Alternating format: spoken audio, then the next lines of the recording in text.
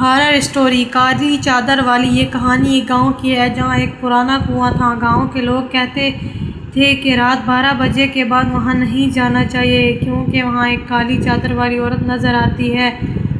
ایک دن 4 دوستوں نے فیصلہ کیا وہ اس بات کی حقیقت جانیں گے۔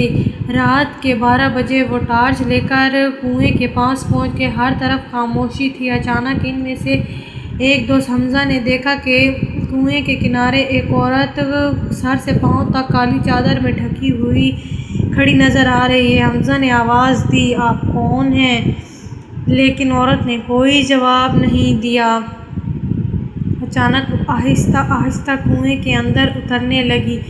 چاروں دوست حیران رہ گئے۔ چند سیکنڈ بعد کنویں سے کسی کے رونے کی آواز آنے لگی۔ پھر ایک سرد ہوا چلی اور ان کی ٹارچ بند ہو گئی۔ اندھیرے میں کسی نے دھیمی آواز میں کہا، "مجھے کیوں جگایا؟" دوست گھبرا گئے۔ انہوں نے جلدی سے ٹارچ دوبارہ جلائی۔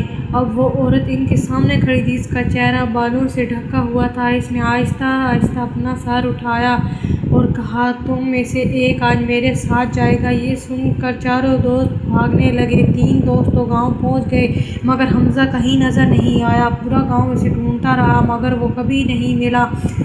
اگلی رات جب گاؤں کے چند لوگ کنویں کے پاس گئے تو انہوں نے دیکھا کہ کنویں کے کنارے ایک اور سایہ کھڑا ہے اور کالی چادر والی عورت نہیں ہے، وہ حمزہ تھا۔ وہ خاموشی سے لوگوں کو دیکھ رہا تھا۔ کہتے ہیں کہ آج بھی اگر کوئی رات 12 بجے کے پاس اس کنویں جاتا ہے تو اسے دونوں سائے نظر آتے ہیں۔